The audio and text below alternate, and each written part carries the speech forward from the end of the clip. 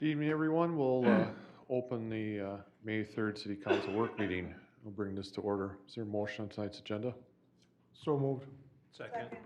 Motion made and second. Any discussion? Hearing none. To the motion, all in favor say aye. Aye. Aye. Any opposed? That motion passes. First item, Midco Cable Franchise Agreement. Thank you, Mr. Mayor. In 1989, the city entered into a 15-year cable franchise agreement with U.S. Cable Company. That agreement expired on July 5th, 2004, but remained in place by continuing resolutions. Negotiations with U.S. Cable took nearly 1 year to complete, and on June 21st, 2006, City Council approved ordinance number 206 approving a franchise agreement with U.S. Cable. The term of the agreement was 15 years and is set to expire on July 21st, 2021. U.S. Cable's franchise was sold to Mid-Continent Communications in 2011. The city attorney has been in negotiations with Midco. Midco furnished the city its standard franchise agreement and has been discussing proposals from the city that were within the statutory and FCC requirements for contract amendments. The city attorney is waiting their response to the items below and is anticipating a final document by July the 8th, 2021. Items discussed as negotiating points include a 10-year rather than a 15-year agreement term, 5% franchise fee along with the current PEG fee, current service area and facility mapping with updates of the maps to be provided annually, increase the amount of our required liability insurance amounts from Midco, continue the density extension clause, continue the emergency alert clause, continue the emergency use clause, and set up a schedule to extend cable to those areas that are adjacent to current end-of-the-line services and areas beyond. The city is projected to receive $66,500 in franchise fees in 2022 from Midco.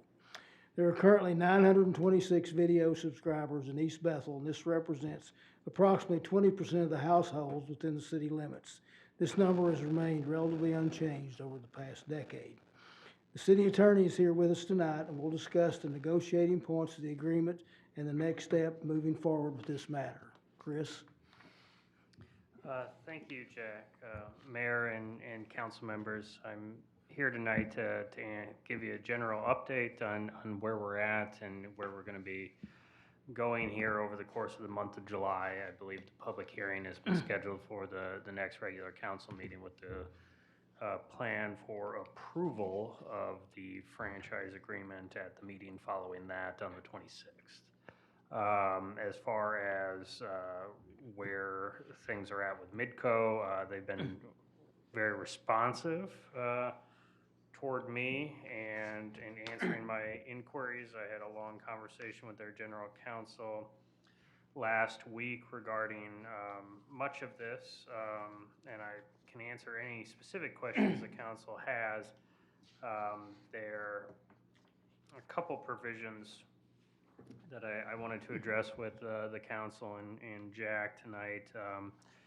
The first is I know that we've had a concern about the area of coverage and expanding coverage, and then I also know that there's been some conversation with regard to internet and internet provisions. With regard to this franchise, this relates to cable TV only. Now, I understand that some of the infrastructure may be the same or similar or installed at the same time, but this specific franchise will relate to cable TV only. With regard to expanded broadband or things like that, there's a variety of programs and grants that the city could look at, if not already done so, that Midco partners with the state and individual municipalities for expansion of broadband grants that we could look in, but the cable franchise is not the area where we can expand broadband or address broadband speeds. It's just a separate issue. So with that, one of the biggest concerns would be density. Right now, as it stands, 25 houses per cable mile is where they're required to do expansion. The reason why I bring this up, and that's a fairly standard term around all of their municipalities that they service, is 25 residences per cable mile before they do that. And the reason why they say that, from their perspective, is it needs to be, you know, financially beneficial to invest the infrastructure improvements to do that. The one thing I do want to note is, you know, while that may not be a problem generally in East Bethel, there's 200 foot minimum lot frontage in a right-of-way in the RR district. So, you know, per cable mile, that's only 16 residences in an RR district. So there would be an additional cost potentially imposed in an RR district to expand cable. The franchise would have provision in it for what that cost would be, but I just want to point that out, that potentially in an RR, there might be an additional cost to expand cable to a new strictly RR development. As it stands. Other than that, you know, a lot of the terms are imposed by federal law or state law. There aren't any provisions in the agreement as it stands now that stand out as a concern to me. There are a few provisions that have been added and will be added, and I advise council of that based on meeting the requirements of state statute. But those are statutory requirements that have to be imposed. Other than that, I think the franchise is substantially similar to the previous franchise. I'm unaware that there's been too many issues with the previous franchise, and expect this to continue as the previous franchise did. So. Any questions offhand for Chris on I this? have a couple of questions. My first question is, I understand that these companies are territorial, like Midco's here, Comcast is someplace else, and does it have to be that way? I mean, is it possible that we could let any of those companies come out here if they wanted to do the infrastructure? Yes, and in fact, they have a right under the existing franchise and would have a right under this franchise to do that. The franchise is not exclusive, so Midco would not have any type of monopoly right in East Bethel to provide cable television. Okay, so are we just talking cable TV, or we're talking internet? Because we use them for internet, but not for TV, so. We're talking cable TV. Only cable TV, not internet. We're talking cable TV, yes. But doesn't this contract cover all of it? No, this is a cable television franchise. Now there might be some infrastructure that's related to it, but this is the cable television franchise. Oh, no, I'm way over my head. Okay. All right, so let me ask you this. Some of you, do you guys have Midco? Yeah. Yes. Do you have it just for TV, or do you have it for? We used it just for internet. We used to have cable TV years ago, but Okay, just for internet. I'm Does just anybody have internet. it for both here that I could ask a question to? Because I'm just wondering, somebody complained, well, there's been a couple of people who complained that their prices went from like $59, $60-something a month to $159. So I'm wondering if they combined, and I didn't know that they did TV and internet, and it would be two different bills, so I'm wondering if that's why maybe they started combining it, or? does anybody know? when I had it before, it was one bill, but Okay, Yeah, I believe they also offer landline phone right, service yeah, too. phone as well. so that would just multiply the cost, right? Do you guys know? I don't know the specifics, but if it's like anything like a CenturyLink or some of the others, you have a bundle where you choose from having cable TV with so many channels in a package, whatever speed internet, and if you want a phone line or two phone lines or whatever things that you want, the more you bundle, supposedly the more you save. but then they also have, introductory rates that could be, $60 for a year, and then after said year, it goes up to $160. And depending on what you get on the cable package, if it's $159 a month with internet, you compare that to DirecTV, that's pretty comparable or even less. Yeah, back when I had cable, it was comparable to DirecTV, so. But the franchise agreement with the city by federal law is we can only address the cable aspect of, cable TV aspect of it. They happen to provide, internet service. And like we were talking before, when Midco came in and redid all the lines, they did it because of the internet, not because of the TV. Thank you. Because that's their business. I mean, I imagine that it's a big part of their business model is the internet. So, but it's the same cable. Thanks, I had no idea. Good learning experience for me. All right, that's all I got. And just to briefly address fees, because, it's probably the area that has the most direct effect on the city. 5% is the maximum franchise fee that can be imposed under the federal law. What that is 5% of the gross revenues that Midco would bring in for the cable TV provision. That was the franchise fee that was imposed by the previous franchise, and that franchise fee is proposed to continue with this current franchise, and that's what Jack's estimate of the revenue was, the $66,000. In addition to that, there's per month 45-cent fee that's imposed. This is continuing the previous level of fee for the operation of the public and educational programming channel, where the council meetings are played and things like that. So that's proposed to continue as is at 45 cents.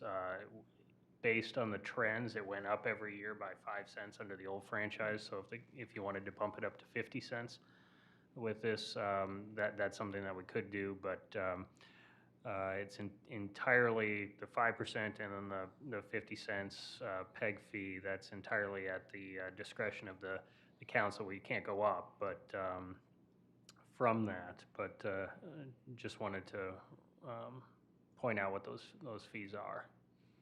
So the changes that we have in here right now, it's a 10-year rather than 15-year contract. Franchise fee and PEG fees are staying the same. Yes. Current service area and facility map, I believe that was in the contract. Is that an addition or?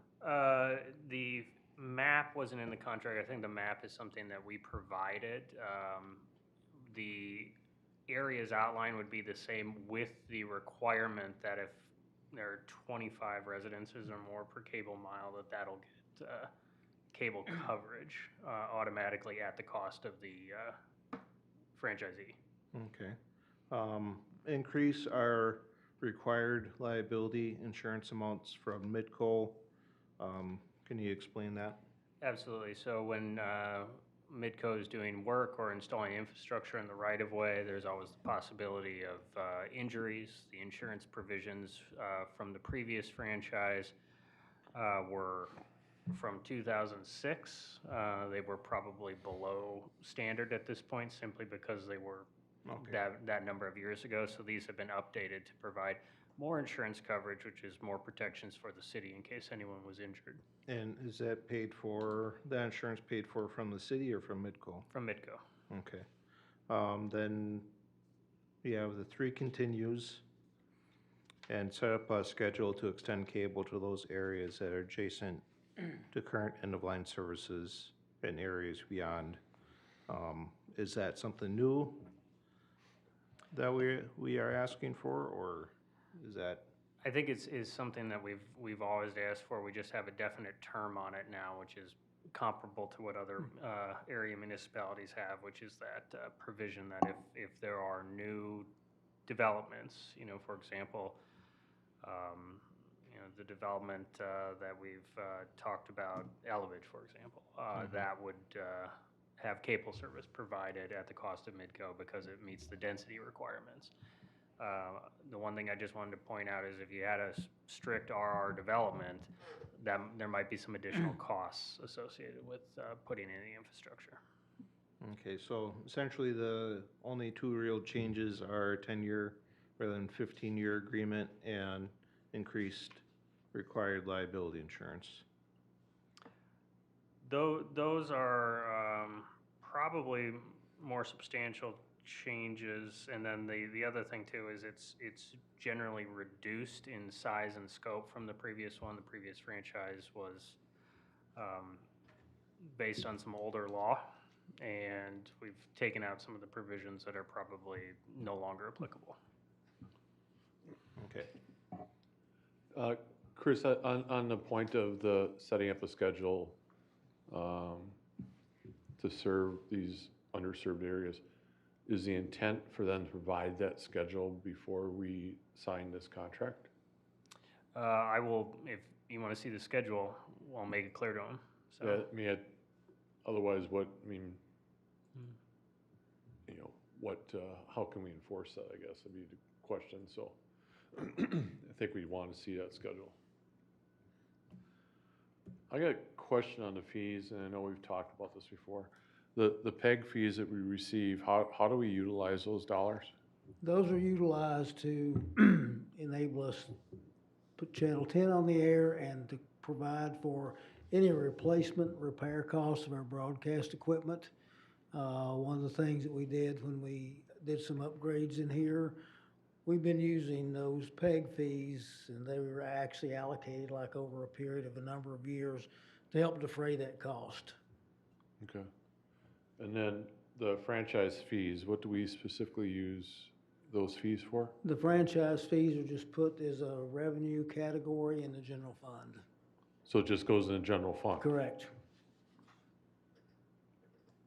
So it's nothing, there's no spending specific to the users of the cable TV users? then? No, not at this time.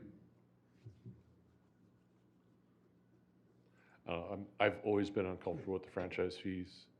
We got 926 residents in the city that pay more tax than the rest of the residents.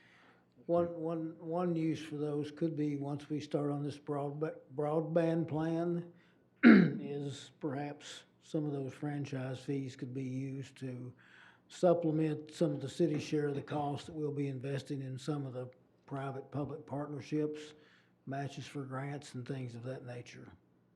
But to me, my opinion is that that's a cost that should be shared by all, not 926 homes in the city. I mean, that's, what, 20% of our homes? Just, roughly 20%. So 20% of homes yeah. are paying additional 70-some bucks a year in taxes that they're not aware of because they're part of they just pay it with their cable bill, so. Well, they only pay that if they're a subscriber to it, would that be correct? If there's what? If they are a subscriber to the cable. Right, if they're cable TV, I think if I read it right, there's 926 cable TV users that paid a franchise fee, that we get $66,000 we put in our general fund. Well, that comes out to about 74 bucks a year for each of those cable TV users that pay that fee, so. But they can choose to pay that for having cable. Right, I mean, they don't have a choice to pay the franchise fee or not. They have a choice whether to subscribe to cable TV. My point is, we've got a revenue source from a subset of our residents, and only because they have cable TV. So, I mean, I know the idea was, when utilities go and use our right-of-ways to put the utilities in, but obviously those costs they're not going to reimburse or any cost. I mean, we're using it to fund everything else in the city, the fire, the police, everything else, so. So should other residents in the city that don't have cable be paying No, that fee? no, No, just the opposite. My point is, we shouldn't have a franchise fee. And then theoretically, then that $66,000 is made up by, 4,000 residents, not 900. Because if that's, you tax those who get the services, so.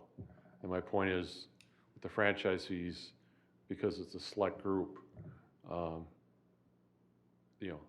to me is disproportionate.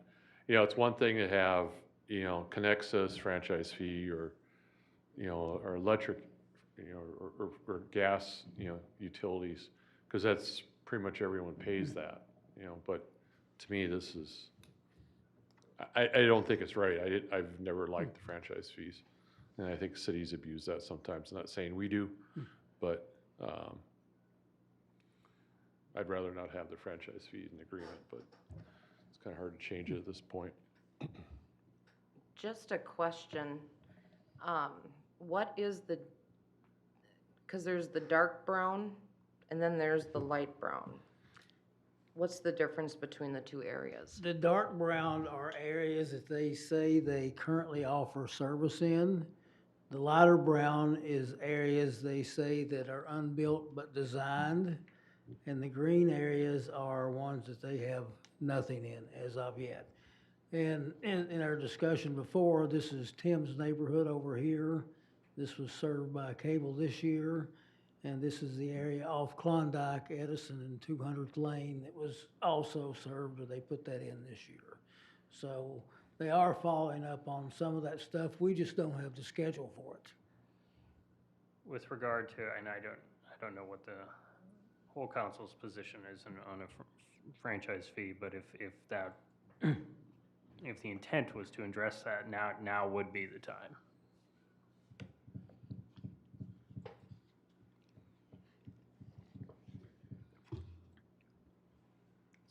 Particularly since we're going to be talking about budget next, so.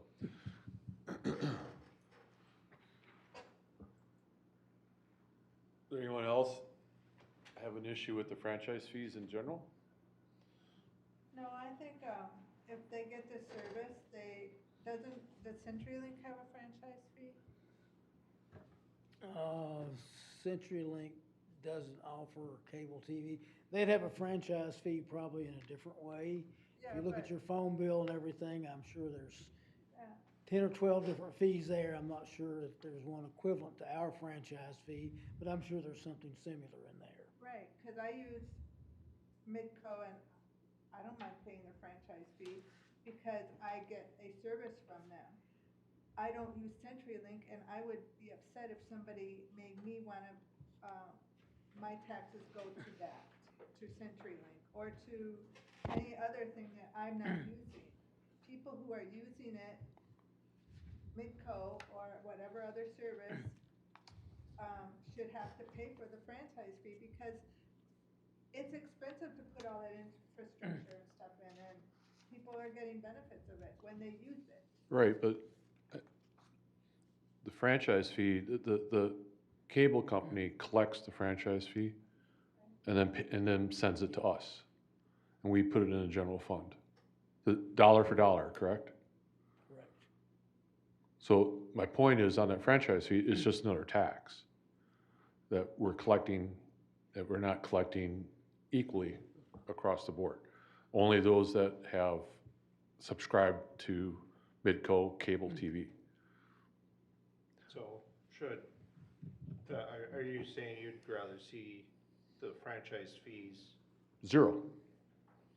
or applied back directly to the people that are paying it? No, zero. I mean, what's happening, tell me if I'm wrong, what's happening is Midco collects this, is it 5%, whatever it is, puts it on the bill to the resident pays it to Midco sends those same dollars to the city, and we put it in a general fund to use it for spending anything, police, fire, salaries, whatever. It has nothing to do with, we don't service the cable, there's no cost to the cable to us, so that's what franchise, it's just a way to collect more revenue. And another way, some people look at the franchise fee, it's a payment really for use of our right of way. Right, but my opinion is there's really no cost to us for someone to use it. Mike, what do we collect for franchise fees from other utilities? We don't collect any. This is the only one we have. This is the only one, so we don't collect it from Connexus or, other communities do, don't they? Yep. But we don't. We do not. Nope. And I know no one's gonna know the answer of why we do, so. Chris, do you know, previous to existing contract, was there a franchise fee, or that, do you know? Previous to the existing contract, I don't have I the didn't first think so. franchise, Yeah. no. My guess it came in with this one, was the first time we did it, so. You know, the other thing too is, you could consider a different amount, if you want, and leave it as it is. And there's one other, thing I wanted to mention. Right now, you're set up to not charge because Midco has to apply for right-of-way permits. And there's typically a permit fee associated with that. They're set up not to charge right now. We're set up not to charge for that. You can also charge a permit fee for the right-of-way access. So, you know, that makes sense. Especially since they haven't been putting in new cable for a while now. They are recently, but, We'd at least have more, be able to track where they're doing stuff better, wouldn't we? Well, we would know exactly with that from the permit. Keep in mind too, the right-of-way permits, our standard fee now is $300, so, if they did 2 projects, it'd generate $600 a year for 2021. I understand your point, Steve, and it's very valid. The franchise fee, if you look at it in terms of payment for use of the right-of-way, maybe that helps legitimize it, but, you know, it's up to the council how they want to do that. I actually kind of agree with you now that I understand. I thought no matter what, we were gonna have to pay it and Midco kept it, but if it's coming back to the city and it's just another tax, I agree with you. I do too. I'm correcting that, Chris, I mean, it's just a pass-through. Yes. Doesn't make any sense, you're right. I think the idea is there might be some costs associated with either monitoring or maintaining right-of-way or things along those lines. And I think, as Jack says, it's supposed to cover the costs and charge for the access and use of the city's right-of-way. So now the challenge is if we do decide, if we were to get rid of it, then we have to make up that revenue somewhere else in the budget coming up, so. But as Chris mentioned, if we're interested in not doing this franchise fee anymore, it's probably the best time to do it, so. Does that change anything, Chris, in terms of negotiation on the contract? Okay. Is that something that would it be difficult to do later on? Impose a franchise fee? No, delete it. No. Okay. So we don't necessarily have to do it tonight.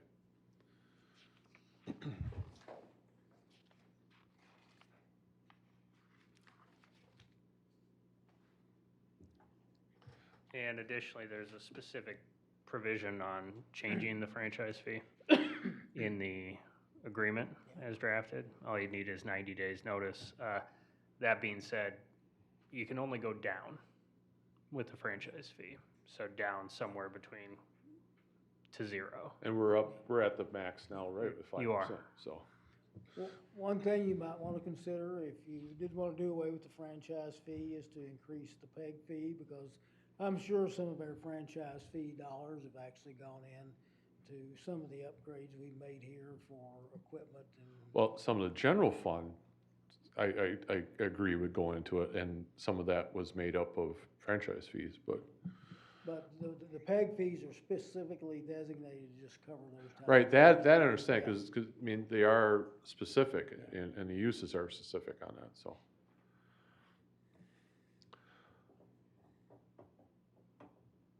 Well, what's council's pleasure on this? Do we want to discuss this tonight? You want to discuss it at all? Discuss it at the next meeting? I mean, I think Quick, our finance director might have an opinion on what we do here, so.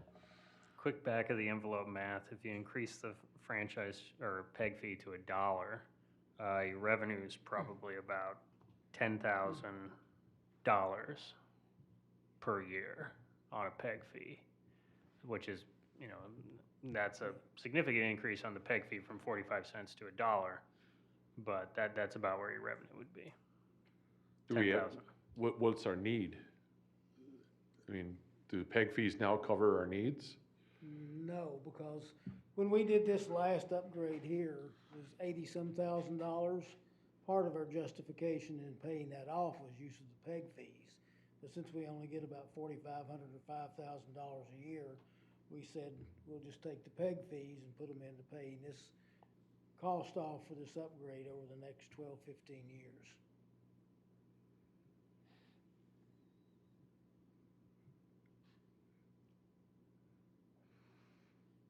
Thoughts?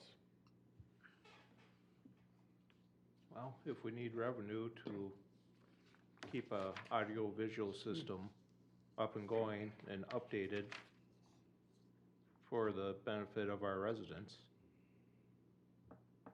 if 5 or 10,000 a year isn't enough to cover it, you know, we don't have to keep it at 5%. We could lower it, but we should have some advice from our financial manager as well. So whether we do it, keep it at 5% this year, next year lower it to 4, next year lower it to 3. So it's a gradual reduction rather than a chop, and he has to figure out where this other money is coming from. Well, perhaps then, we can just, put this discussion off, I mean, have it another time, so we can focus on that. And I certainly didn't intend to wipe this out tonight, you know, bringing it up, but, and since we have the option to amend the contract down the road, I think it'd be worthwhile, for staff to take a look at and get a report back to us. Because, you know, we're not gonna set the budget tonight anyway. I mean, it's our first discussion, so we'll have a few more discussions on budget, so. Does that sound like a plan? Okay. Is there any other questions, discussion on proposed agreement? Is that what you need for tonight, Chris? I think so. I'll be following up with them tomorrow. And like I said, we're on schedule for a public hearing, which is a requirement for renewal. So it'll be discussed at the next regular meeting, followed by a vote to approve the franchise on the 26th. So public hearing's next Monday? Yes. Okay. All right. Anything else on this? Okay, we'll move forward. Discussion of preliminary 2022 budget. All right, thank you, Mr. Mayor, members of council. The City of East Bethel has a year-long budget process that commences on January 2nd of each year when the budget model is created. The budget model chronicles the prior 2 years' activity, the current year's budget, and the next year's budget that is being considered for approval. Embedded in the model are updates to salary benefit line items and debt service requirements for the 2022 budget.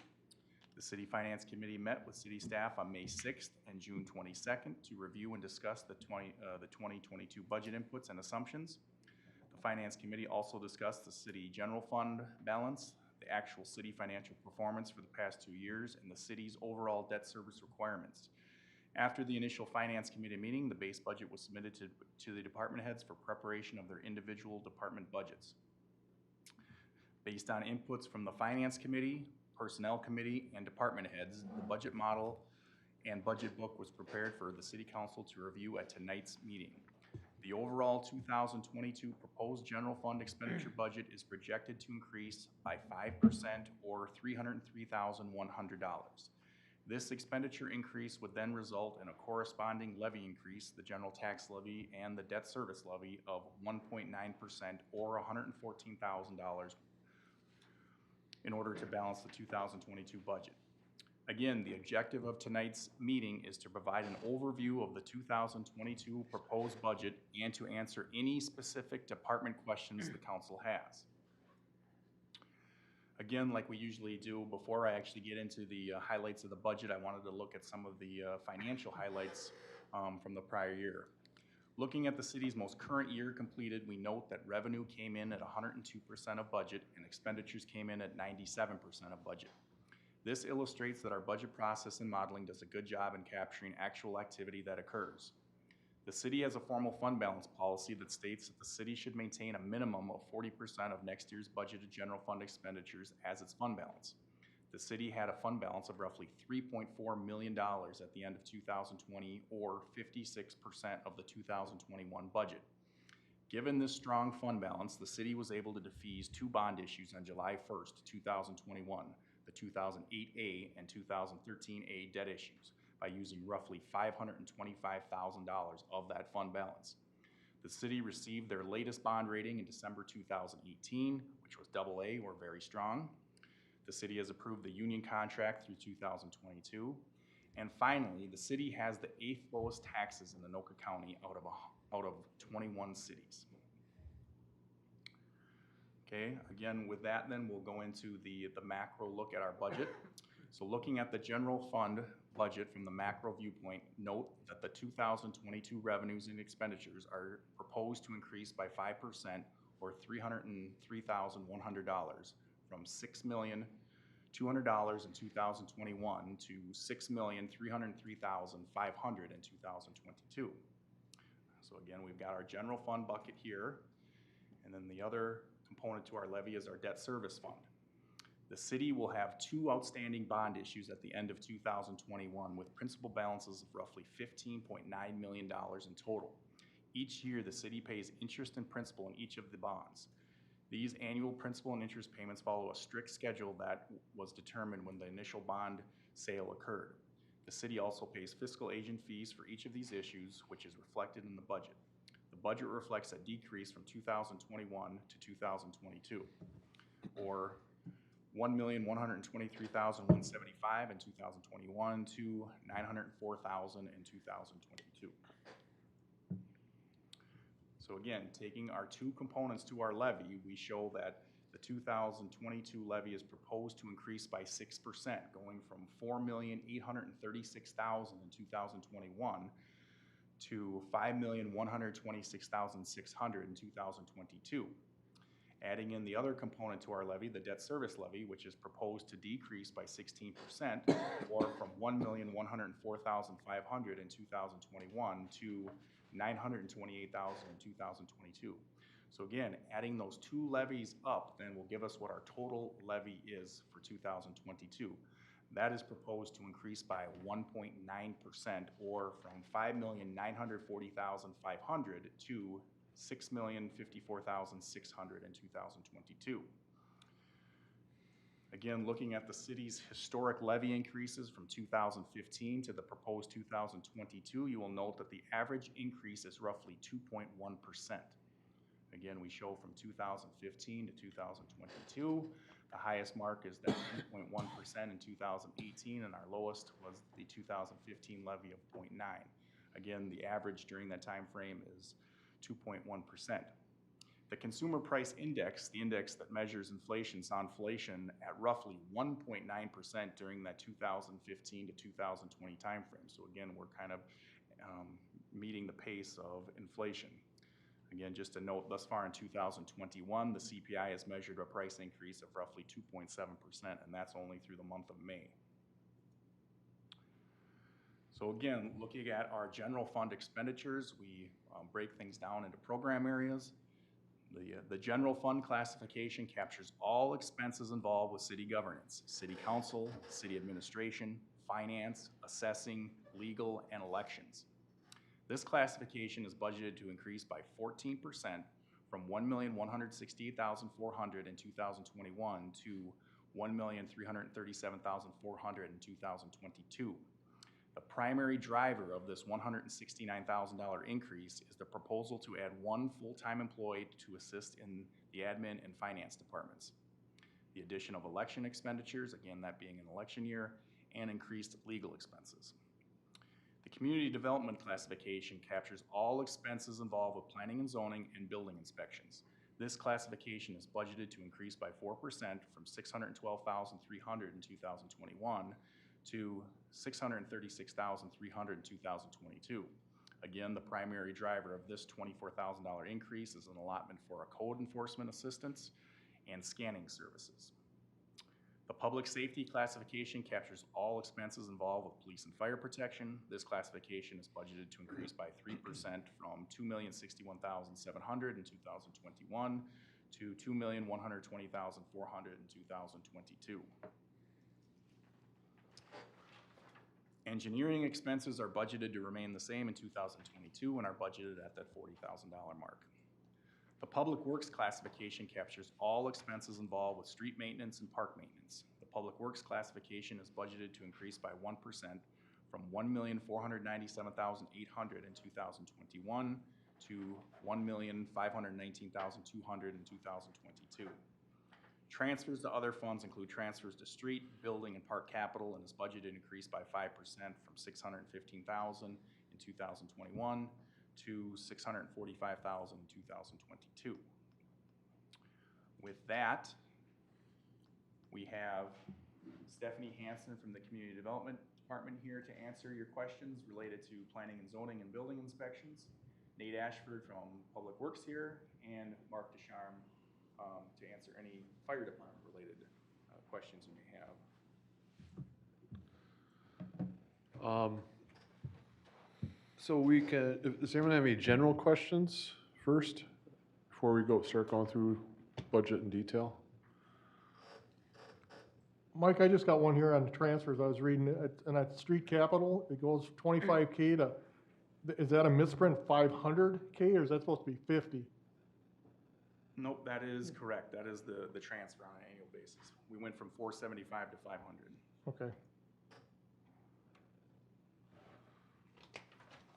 So let's, why don't we just start at the beginning?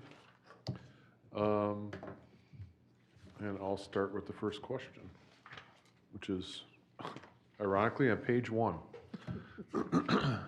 The summary of the 2022 levy. I noticed you didn't talk about the special levies at all. So the special levy increase was due to, we shifted how things were paid for, right?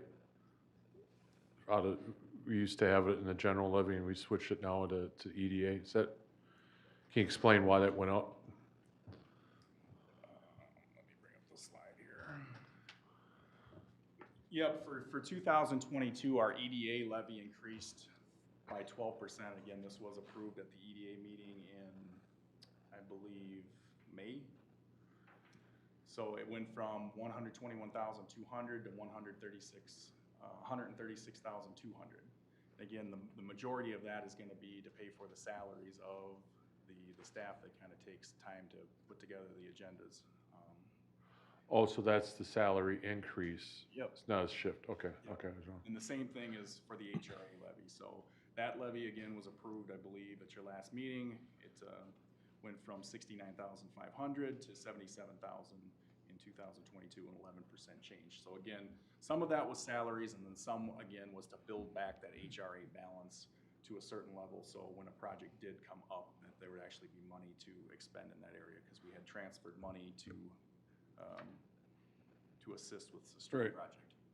So when this is a question, we talk about making the presentation of a summary of the levy increase of 1.9%, but we don't include the EDA or HRA levies in that discussion at all. Because we summarize as a total levy city and then total levy special levies. I mean, shouldn't we have a column that is truly the total impact? I mean, sum those two together, shouldn't we? I mean, how have we done it in the past? Is this how we've presented in the past? Yeah, this is the way we've always done it in the past, and EDA and HRA are by statute different levies than the general levy. We Okay. could add the column just to show that, okay, here's what it is, but those are separate levies in and of themselves. And one of the main reasons we do that is because when you get your tax statement, they're not all combined into one levy. The general fund and the debt service levy are combined in what is the city levy. Okay. And further down, it's the HRA EDA levies, so. So when So we, to get a true impact of that line item, we like to show it as the 1.9% increase, yep. well, to me, I think we should be showing the total effect on the property owner, which would be all those. Yep. I understand if it's presented separate in the tax bill, it's easier to follow, but, because if I calculate this outright, the total impact's actually 2.2%, not 1.9, when you include the special levies, so. We can add a column or a row for that as well. So I just don't want it to appear that, by showing these little pieces, it doesn't show what the whole effect is on the taxpayer, so. That's it. I don't have anything until page 11.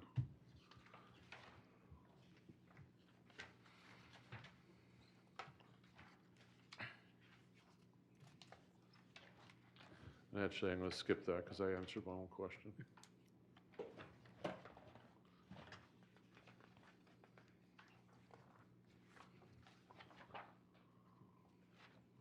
I'm up to page 25, which is the planning and zoning section. Does anyone have anything before that?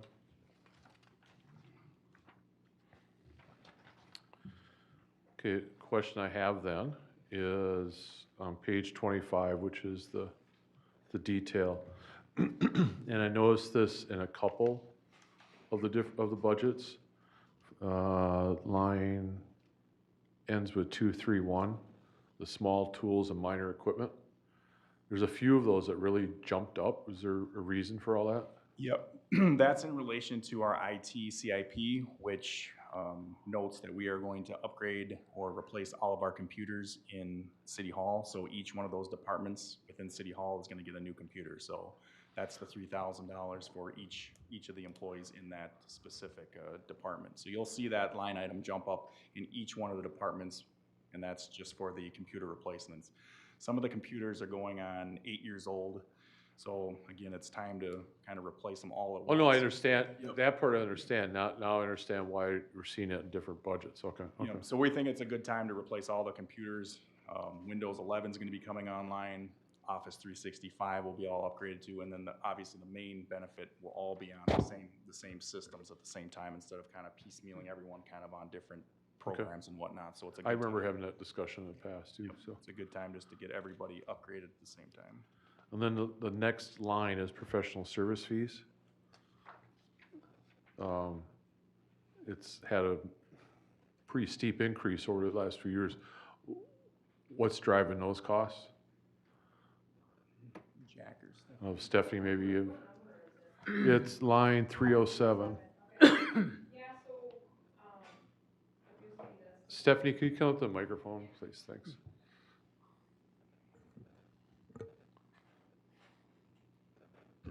Okay, so the big thing is the scanning services. So last year, as part of the funding that we received CARES funding. from the CARES funding, we purchased a scanner so we can start scanning all of our paper documents and getting everything electronic. We don't have anything electronic right now. Okay. And we're just busting at the seams. We have no place for any paper in this place at all. So we got the scanner, and we're hoping next year for scanning services that we can have a service come in and scan everything that we have in here right now and get that all set up for us. And then staff will just go forward as, new things need to be scanned. But we have so much to be scanned right now that we can't do it in-house. So that's for the scanning services. And then also code enforcement services. Hoping for a summer intern in 2022 to assist Nick with code enforcement services. Right now, he is spending almost 40 hours of his week during the summer doing code enforcement, because we do get a lot of calls on that. And then also Desiree is spending a lot of time as well doing letters and follow-ups and such. So this would help Nick ease up his schedule a little bit so he can help Steve with doing more of the plan reviews. And then also with this, typically what cities will do is they will actually get an intern from like the Humphrey Institute, Planning Institute at the U of M. It's very common that somebody that's going into the field of planning starts out in code enforcement and typically as an intern. So that's what my thoughts was, is getting an intern that's in Okay. college right now to help with code enforcement. Okay. And that'd just be through the summer months, maybe June, July, August. No, I was just curious, because it's like double in 3 years, so I just wonder, I knew there was a reason, so. Okay, thank you. I'm on page 31, which is the fire department. I just have a quick question. In the summary about the staffing, the last line says 35 paid on-call firefighters. Is that inclusive of all the officers as well? Yes, it is. Okay, it was a little bit deceiving, because it looks like there's like 48 or whatever it is when you add it all up, so, okay. Mark, is it still at 35? Because I know we've had a couple guys retire, so is it still at 35? Yeah, right now it's 35. You're gonna see one retirement on your next council, so that'll bring us down to 34. Okay. And then we've got a couple applications in hand that we'll take a look at. 35 seems to be a good workable number for us. It You've has had it for, a goal for a while, been. right? Right. Any questions on the fire department budget? Once Mark's up here. That's truly the only question I had on the budget, so. All right, Okay, thank you. thanks, Mark. I'm up to page 73 in the sewer fund, so if anyone has anything before then? I got a question on page 29 in general fund, the police. It says contractual cost for animal control, 8,000. When we start paying her 8,000, we don't pay her $250 a month. That don't add up to $8,000. Well, that's a budget figure, and it also probably includes some potential extra legal fees in there, because we're having some inquiries we're having made, and we spend a lot of time answering questions about that. No, her current contract calls for a $3,000 payment. That's just a budget estimate, including any other ancillary costs that may go with that. Okay. What was the percentage increase on the sheriff's contract? The estimate that we received was, let me take a quick look here.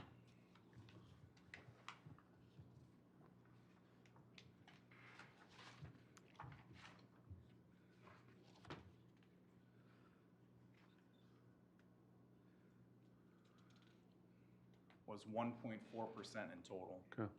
And that's just an estimate at this time, so this is subject to change. And Sheriff Stewart will be here on the 26th to present that contract to us. Okay. So we have all kinds of questions for Jim when he's here then. Okay, anyone else have anything before page 72?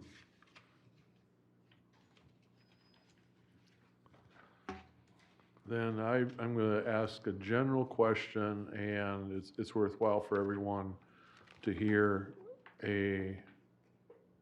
maybe a brief description of the reserve capacity loan and how that works and where we're at in terms of the payoff. Page 72 is the section. Can I take that one? All right, I was hoping you'd ask. This has got a long history. I think we went over this for 8 years running now, and it's one of our most important things I think we've done in the last 8 years, so I wanted to. Mike, can you pull the microphone a little closer Yep. to you? Thanks. So essentially, the reserve capacity loan is a quota of SAC units that the city must reach on an annual basis. And the SAC unit is the connections to the Met Council sewer system. So on an annual basis, again, we track how many connections we have to the sewer system. So since I started back in 2013, we've been accumulating SAC units and how many users have been connected to the sewer system. So far in 2021, we've got 93. And again, the makeup of these is kind of, it's a hodgepodge between the Viking Preserve residential housing development, Whispering Aspen housing development, and then some commercial developments that come online. So as of 2021, we have 93 units. And then that then would feed into our reserve capacity loan, which the mayor mentioned to start this. So within that, again, we have a contract with the Met Council that says in 2021, you need to reach 152 units for 2021, of which we have 93 already. If you do not reach that quota, you then have this mechanism kick in, which is called the reserve capacity loan, which essentially is a loan with the Met Council that accumulates over time when you do not reach that quota. So currently, again, at the end of 2020, we had a loan with the Met Council for $883,000. And in 2021, if we were to keep the current SAC units, we'd have the loan would increase to $1,068,317. And as you can see, as the loan continues to go here, these SAC units continue to increase each year. And the loan can get to a pretty substantial amount there at the end of 2032, which is $19,900,082. Back in 2015, the council and the Med Council renegotiated the terms of this reserve capacity loan, which essentially said, once the loan reaches $2 million, that's it. That'll be the cap. And then that will then become payable to the Met Council over a certain period of time. So that's where this loan will kick in here.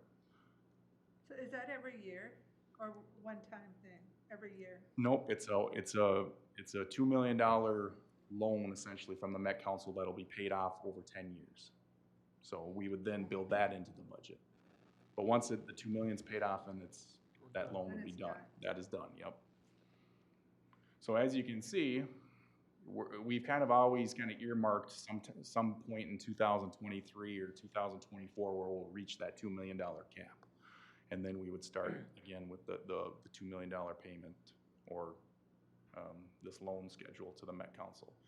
So to answer the mayor's question, essentially at the end of 2021, if we kind of keep the same SAC counts, the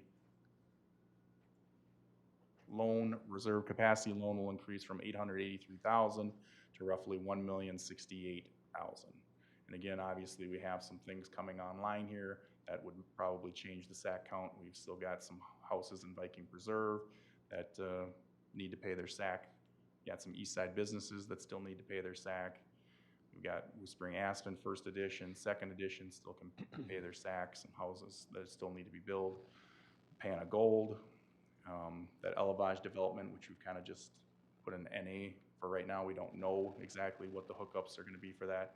And then the aggressive hydraulics expansion is another NA where we don't necessarily know how many SAC units they have. So those are the things that we kind of know about that would change the SAC unit counts for the next few years. So, And the more SAC units you get every year, the farther off that puts. correct. You know, so the more SAC units you get per year, the more it pushes this $2 million, threshold back to. But if you don't have any connections in 2022 and 2023, that $2 million will probably be capped in that time frame. So we've been making payments on this all along, correct? That is correct, yep. So one of the things that is in the agreement is that whatever our actual sewage charge, flow charges are to the Met Council, that is the requirement to pay on the loan each year. So whatever we pay on a monthly basis to treat the actual wastewater, they then also charge us a one-time fee then on this loan And again, you'll kind of see what the loan payment's kind of been for the last few years. It's been 34,000, 38, 33, so. So this is leading me to my next question then. In the book, on the summary on page 75, line 626, which is the second from the bottom, it says loan payment. I assume this is the reserve? Yeah, it's the Yeah. reserve capacity loan payment. That's it. So my question is, why do we budget something? 75. I'll wait till you get there.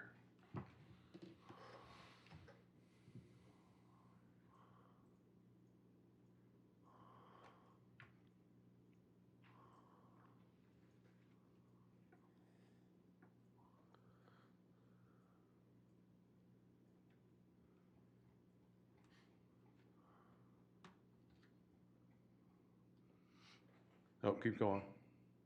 Go to the table. It should be right below it. Yeah, so in 2019, we paid 33,000. And it says in 2020, we've paid 305,000? Yep, so one of those is actually an actual cash payment to the Met Council. So in 2019, we actually met the requirement for the SAC unit, so we only paid them on the loan, the 33,108. In 2020, you're seeing two different things happening. One of them is the cash payment to the Met Council, and the other is an accrual on that loan to bump that loan up, that loan payable to that $800,000 mark. So you actually have a cash payment, and the other one then is an accrual that bumps up the loan payment. So it's not an actual cash outflow, and that's the difference between your, your general fund accounting and your enterprise funds. You actually accrue things, just Is that like good? you accrue depreciation. In the general fund, we don't do that. That's not a cash payment. We're not actually paying someone depreciation. We're actually just accruing that and setting that money aside, essentially, so we have money there when it becomes fully used up. So like the same with 2021, I know it's only a partial year, but we've paid less than 10% of what we budgeted? Correct, and then at the end of the year then, I will bump up the loan payable to whatever we didn't meet the quota at. So that number is gonna go up at the end of the year. It'll be a year-end accrual to a. But we're never gonna pay the 449 this year, correct? Or are we? Well, it's not gonna be 449. It's just it's the worst case kind of scenario, I guess. So it's kind of saying, okay, what do we expect for SAC units? Okay, here's the quota, here's what I expect, and then I'll have to bump up the loan payable to make that up. But it's not an actual cash outflow. It's just to accrue that loan. It just seems odd that we budget so much higher than what we expect to be paying, but. Okay, that's what was confusing me there. For example, I'll kind of show you, we'll go back to the chart here. I mean, I understand the chart. We've seen that chart for years. I understand it. So I'm gonna have to bump the loan up by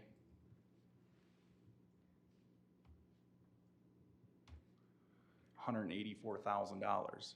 So then that'll go into that line item as well.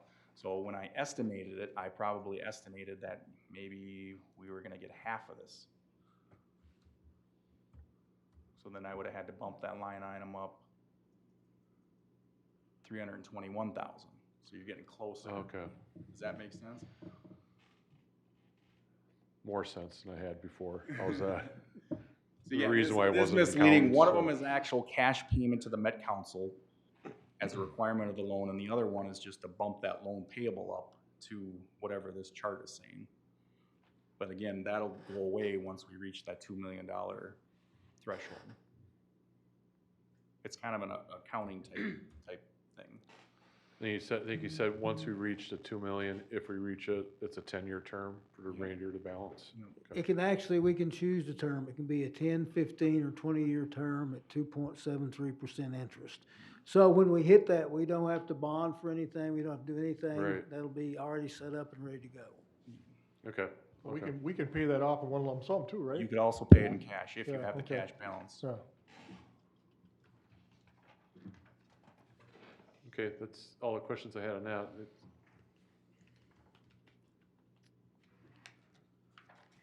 I'm up to page 79, which is almost the next page. For the, and this is the Building Capital Project Fund. There was no detail that came with this one. So my question, are we keeping a fund balance on this? I think this is the only one that didn't have a summary table. So I was confused by that. We are keeping a fund balance on that, and we do not have a detailed CIP like the other funds. Let me bring up the current.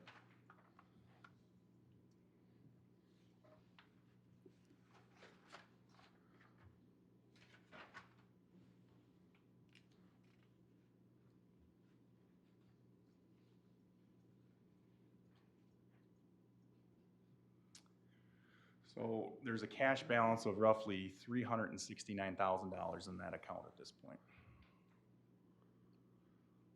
And we're doing a $50,000 transfer, which is what we've done in previous years. Okay.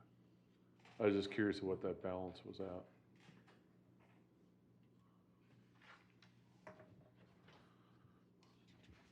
And that's all the questions I had. Where do you see that up there? Sorry, it's this building. Oh, okay. I'm like, I don't see it. There it is. I was looking at the end. Have we drawn out of that lately? Can't mention we have. So then you're gonna just add 50,000 to it?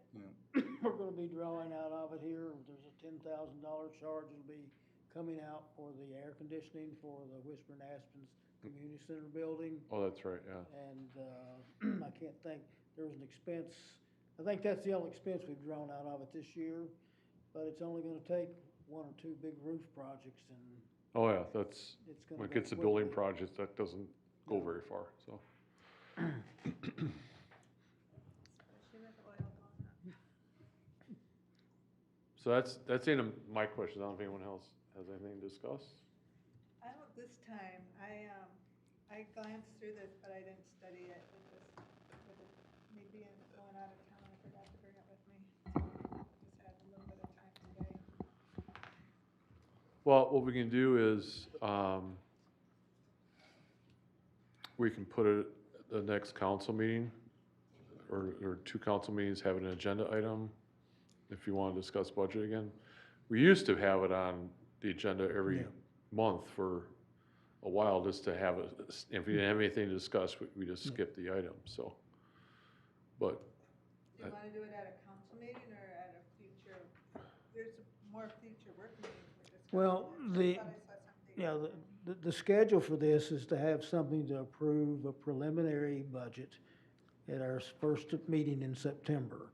So that leaves us 2 work meetings left on the schedule to discuss the budget, unless we want to call a special meeting or add it to some of the council agendas.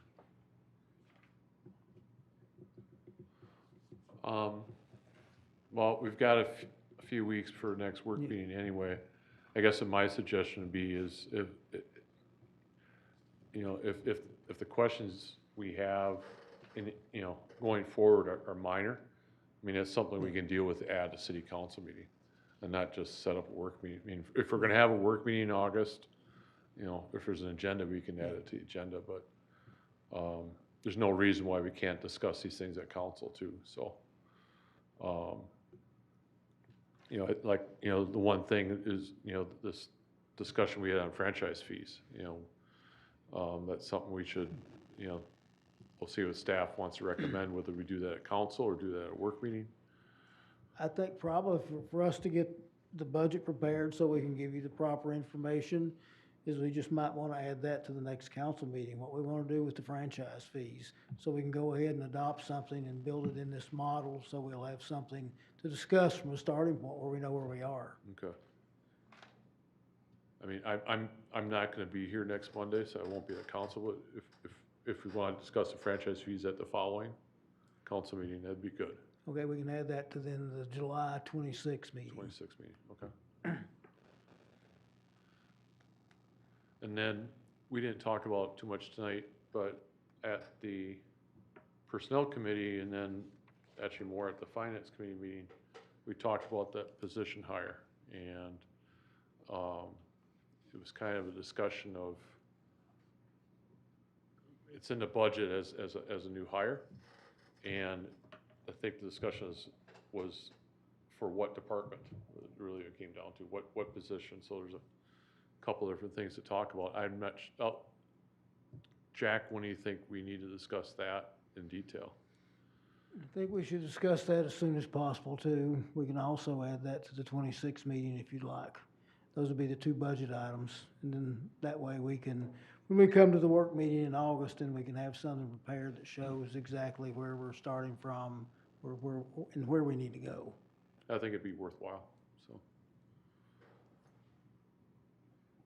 Because as I see it, those are only two major items Yeah. that can affect the budget going into September, so. Okay, anything else tonight on budget? I just got a quick one on the ice arena here, Jack. Is this pretty good for 2022? I know last year with COVID and all that, you know, we didn't come near to that number there, the 219. Is it What page are you on, Tim? 78? 70 what? 8. No, and there'll probably be a little reduction in revenue due to COVID, but, again, we had $190,000. We anticipated Okay. probably that to happen, but I think we had like $190,000 Oh, in that account? in that account. Okay, because we don't use anything from the general fund. That's runs That- specifically by itself. By user fees, Okay, correct. okay. As long as we're on the arena, is there anything in the budget to update the actual sign on the building so we can see that it's called East Bethel Ice Arena? We've talked about this in the past. Since it's been Yeah. repainted, you can't read the letters anymore. We can certainly make it happen. We'll get It'd some be good so, quotes. we can actually identify it, so. And I don't know whatever happened to the sign discussion, that kind of fell by the wayside, but, We had talked with the youth hockey group, and Nate and I went out there and looked at a few things. And I thought we discussed this too. We actually put up a mock sign. It was a 4x8 display made out of plywood. yeah. We held it up. We don't think any type of reader board sign out there is gonna be that beneficial. The youth hockey said they would rather see things invested within the building rather than on an outside electronic display sign. So we kinda left it with that, and then you and I had some conversations Right. about updating something at least on the building where it stands out, and I think my recommendation is that's where we should put our focus. Yeah, I mean, my simpleton view is just get some paint, but obviously you Yeah. need to replace the letters properly, Yeah. but it doesn't seem like it'd be a huge No. deal to do, but yeah, ever since we painted it brown, you can't read it, so. But before we get off this too, we have also Nate's here and Mark's here if you got any questions for them tonight. I tried to get you involved in the discussion here, and Jack took over, so. Any questions for our maintenance director? Well, thank you for being here tonight.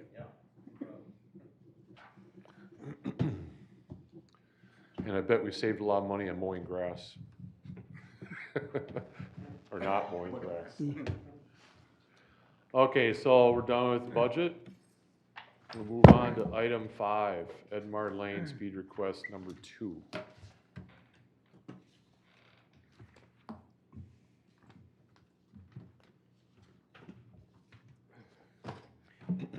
In June 2020, the city received a petition from 21 of the 34 residents on Edmar Lane, west of Vicker Street, requesting the posting of this road to a 20-mile-per-hour speed limit.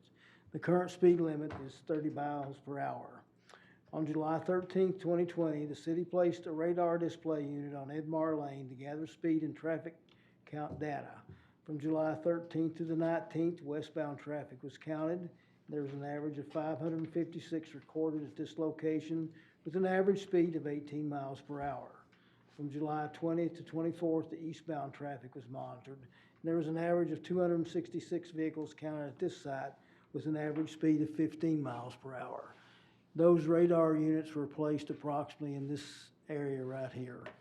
And the reason being there were some existing posts there. Most of the complaints involving speeding locations on this street involve delivery, garbage trucks, and school buses. Speed limits can be set below 25 miles per hour, but require special studies related to safety, engineering, and traffic analysis. Based on information collected by the city during the period of July 13th through 24th, 2020, the data gathered did not support lowering the speed limit to 20 miles an hour. At the September 14th, 2020 City Council meeting, Council considered the following: leave the speed limit as is at 30 miles per hour or reduce the speed limit to 25 miles per hour. At this meeting, Council approved leaving the speed limit at the current 30 mile per hour speed posting and having staff contact the parcel delivery companies, ISD 911, and garbage haulers regarding the numerous complaints of speeding, present this matter to the attention of their drivers and educate them on the importance of abiding by the speed limits in the city. The city sent out letters to all these and actually had contacts back from UPS and from LePage. UPS said they actually tracked their drivers, tracked their speed, and said they had had no issues, at least on what their data showed. LePage said it was a huge concern of theirs about their drivers and said, you know, they weren't aware of any issues, but they would speak to their drivers about this. We didn't hear anything back from the school district.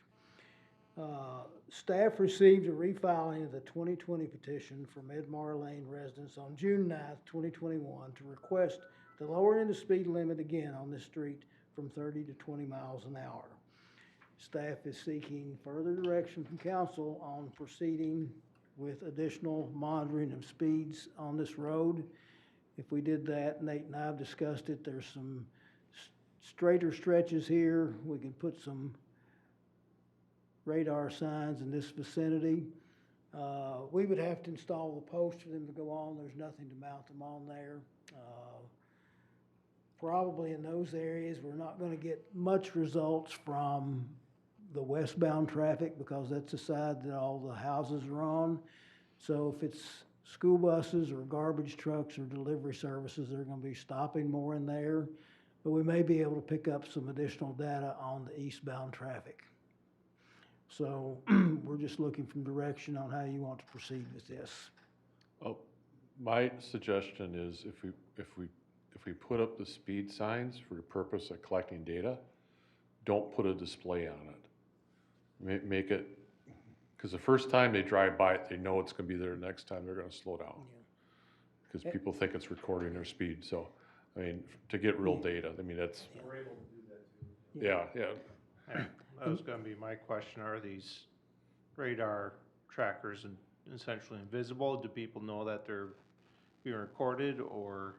Yeah, I 'cause mean, this it's a is- box Yeah. that puts on the sign, if you know what it is, but when it's flashing a speed at you, Yeah, you're gonna that's see it for obvious. sure.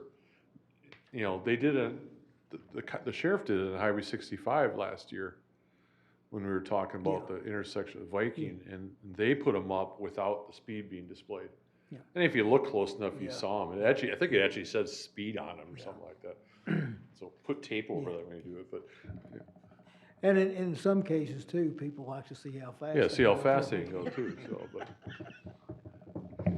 but then, you know, school's out now, and, I mean, I live on East Front, and I'll tell you, it's the school buses that are the biggest problem. Sometimes it's delivery vehicles, but.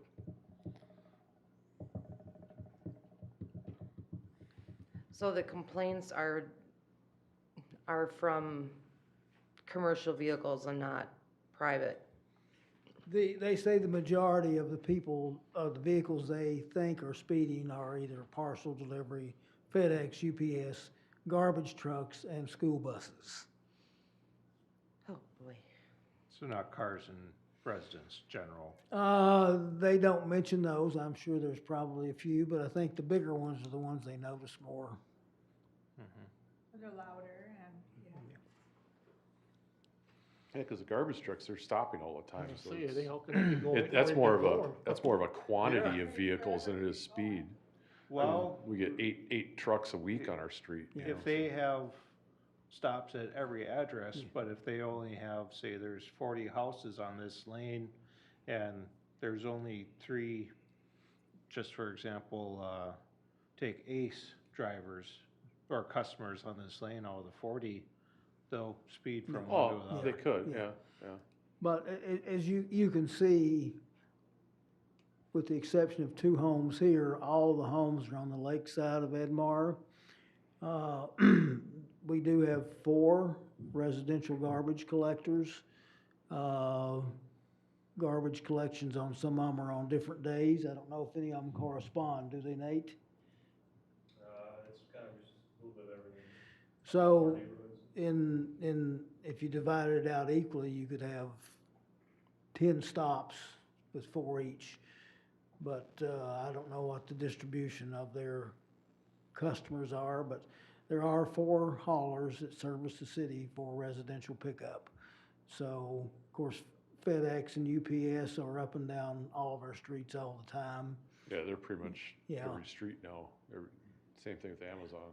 And yeah, Amazon's a new service, and then you got Speedy Delivery too, and there may be 1 or 2 others now that are doing some of this. But, you know, if we're gonna do something, then we'd recommend putting the signs somewhere in this vicinity. There's several curves in here. Even if you drive this section though, it's still really hard to drive Edmar at 30 miles an hour. It is. Our street's the same thing. Yeah. It's hard to drive It that is. fast, you know, but there's people that do. I'm just gonna speak for my street, because the one I live on, it's like, you shouldn't drive that fast, because all the curves and it's narrow. Yeah. And a lot of garages are like within 10 feet of the road, and it's not like driving in a regular residential development, they're 200 feet away from each other. You know, there you can drive 30 and be able to stop if there's a problem. If you're going 30 through here, you are going fast, so. I can't go over 20 in my street, I feel like I'm speeding, so. Well, and like you say, everything is so compact and everything is so close to the street. That's another traffic calming device too, along with the fact that it does have several different curves in it, and it does have a few on-street parking. Sometimes you have on-street parking here with services. The last time I was down there were 2 or 3 contractors' trucks parked in some front of houses doing some work and business, and you're lucky if you can do 15 or 20 miles an hour down through there. But it could be a little bit different on this straight stretch coming out,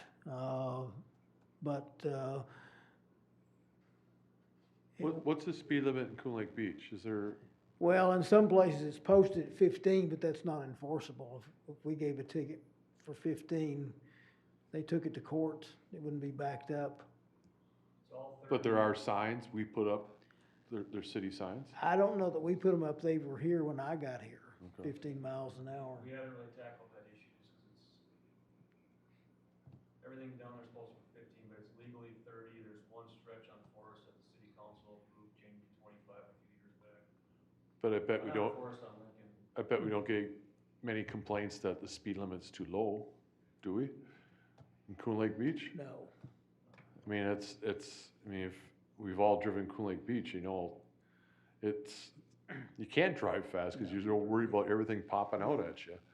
It keeps the speed low, and so why shouldn't, you know, and frankly, it's a lot of these streets that are around the lake that are really tight, that wind and Do you think that it's possible that because it's so compact, the people are probably going 25, but it seems like they're going 30? I think that's true. that- If I'm going 25 on my street, I feel like I'm flying, you When know? I drive down there, I go really slow, but I feel like, boy, I check I'll be going 20 miles an hour or 15, and I'm like, I still Well, feel. be at on street at 310 and at 410, and you'll see the school bus flying. You can hear it coming a couple blocks away. I just know when it's coming, so. So it's, like I said, I think the biggest problem is school buses, but. Well, and again, too, speed limit signs don't necessarily slow people down either. Some people take them as suggestions rather than But, limits. the point of Coon Lake Beach not being enforceable, I don't think that's the point. I think the point is to get people to slow down, and if you see a sign that says 15, well, there are a lot of people around here that will like, okay, maybe I should be going slower, and not, ignore it and just say they're not gonna catch me, so. I mean, you're gonna have those people anyway, so it doesn't matter what the sign is, but I think it slows people down. I think it helps, but. Commercial Yeah, vehicles, yeah, it definitely should yeah. be slowing them down. Course, If they know the speed is lower. Coon Lake Beach is a unique, very compact grid pattern. There's some straight shots on this, but, to your point, it can't hurt anything either. I mean, it says 15 and then you drive 20 or 25. If it slows you down 10 miles an hour, then that's effective. And that's the point of It this. raises the awareness that you should be driving slower, so. I mean, having 21 of the 34 residents asking for a new speed limit sign, I think putting up a 20 mile an hour speed limit sign wouldn't be much to ask. And, maybe it would help with, it wouldn't help so much with residents, but And the again, commercial. But we can't do the 20. no, the 20 or the Can't do 15, 20? we can't legally do without doing these traffic studies and analysis to show that it's warranted. And the data that we got from the first time doesn't support that. If Can we lower it at all? We can lower it to 25, from 30 to 25 just by resolution. But, if we put 20-mile-an-hour signs up there, it means that if we give somebody a ticket going 25 and a 20, and we don't have the data to back it up to show that it met all the standards for lowering it, somebody takes it to court, I mean, they're probably gonna throw it out. I don't know if the sheriff's office passes out too many speeding tickets in residential neighborhoods. First thing they're gonna, even if it doesn't meet state law, first thing they're gonna do is stop them, tell them to slow them down before they write them a ticket, unless they're doing something wrong already, so. And it's gonna be from a resident complaint that, the sheriff's not gonna sit and take a radar on Edmar Lane. Well, I guess what would be cheaper in this instance, do another speed study or just drop it at 25 miles an hour? Well, the cost to do another speed study would just be whatever our time is to go down there, set the post up, set the box up on the post and go down there and collect the data. As far as out of budget expense, it wouldn't be anything. It'd just be some time on Nate's part to get that set up and the data recorded and collected. The only cost that we would incur would be, if we did anything, would be cost of new signage. How many signs you got down there, Nate, do you know? There's two? Yeah, one on each side. But they're back in this area right here somewhere. Oh, there's nothing down towards the cul-de-sac? No. Okay. So, I know you said we can't enforce the 20. Can the city legally put up a 20-mile-an-hour sign? Oh, I think we could put up any kind of sign we want, but the purpose it would serve, as you mentioned, it would be just a calming effect. People say, well, 20, I better slow down a little bit, and they slow down to 25 or 30. But again, with the exception of maybe right here toward the end of the cul-de-sac, and you have experience on East Front Boulevard, it's very difficult to drive 30, even 25 miles an hour in most of Edmar. I don't know, I think some of the golf carts go that fast. Though. Well, a golf cart will probably pass a car in some places. Or the side-by-sides. I mean, last time we talked about this, I was supportive of going to 20 because I live on these streets and know what it's like. I'd even suggest you really want to make an impact, is make the speed limit 19. Right. No, seriously, there's major companies will do that. Because why? 19. So it's a weird number. It Gets makes your you think attention. about it. It makes you think about your speed, that's the whole idea. I've seen. I don't think we do it as a city, I'm not suggesting that, but it's I've just, seen some cities that have speed limits posted at those odd type numbers that aren't 0 or 5 increments, and it does get your attention. yeah, you look at them, Yeah. so why is that number there? And pretty soon it's like, oh, maybe they're really serious about it, so. I think we should just do the 25, I'd rather do 20, but that's my thought. And I think we should look at other streets around, particularly around the lake. Tri-Oaks is another one, East Front, Breezy Point, I don't know. Well, one is as good as the other. What's that? One is as good as the other, the 20 versus 25. I think the 20 is more effective, and it's definitely what the residents have been asking for. so. Yep. Let's do it. And it's really, that's what it should be, I think, from a person driving that street, should be going over 20, so there's no reason to. Unless your school bus is behind schedule, so. Do they have to be the standard size, or can we make them bigger? What's that? Can you make them bigger than the standard size? Well, I don't know. because of their proximity to the street and the narrowness of that area, the standard size sign would be very visible. Okay. Yeah, I would keep it that size. I guess my question for you, Nathan, is, do we have 20-mile-an-hour signs? We're gonna have to order them. We'd have to order any of those. You know right offhand what the cost would be on them signs?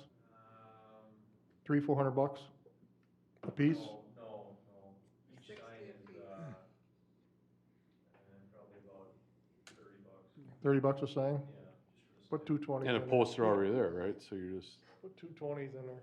Yep. No, we'd have to put new posts up. There's the two we could replace on there. We estimated in the previous $60 for the post and the sign. Yeah, yeah. And everything else. Go. So to do the signage, what we'd do, we could replace the 2 existing speed limit signs on the existing posts. And then I think we'd want to add at least another set here and maybe another set in here. Just to make sure that there's enough signage there to get people's attention. They don't forget I about would it. strongly suggest we put this also sign of Vickers right off of Viking. And then what's the next cross? What's after Vickers? We want to put together a map of potential areas where this would be in place and do it all at once. No, what's the next one, though, the entry into, well, I guess that is one too. Vickers goes on, yeah, that No, goes it's on. Vic- what's, This is Yalta. This is Yalta. that's Breezy Point, the next one's Breezy Point, oh, I should Yeah. know that. Yalta, and then the next one I believe is Breezy Point, isn't it? Yeah.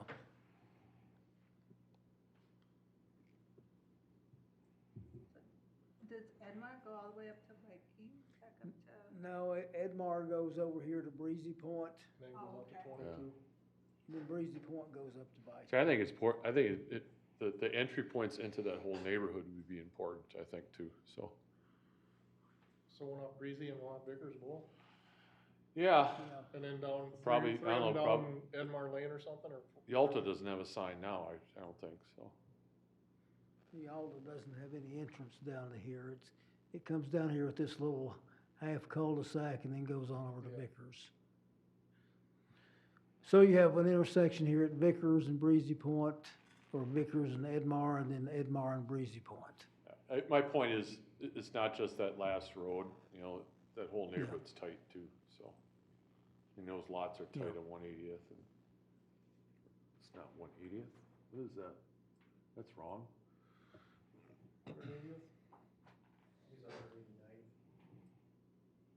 Yeah. Oh, it's 189th. This is 190th Avenue, and this is 190th Lane. So we just want to get, for just this neighborhood for right now? You want to look at some of them? Okay, sorry. You want to do just this neighborhood right now, or do you want to look at, Lakeview Point and your? Oh, that's the discussion we had last time when I brought up the suggestion of do the whole city, you know, now we're back to, I think they're all pretty similar in the width of the road and the number Oh, yeah, Lakeview Point's the same thing. We can start here and make a, Well, it doesn't matter when we order the signs, if we order them all at once, or say put 2 orders in, does it?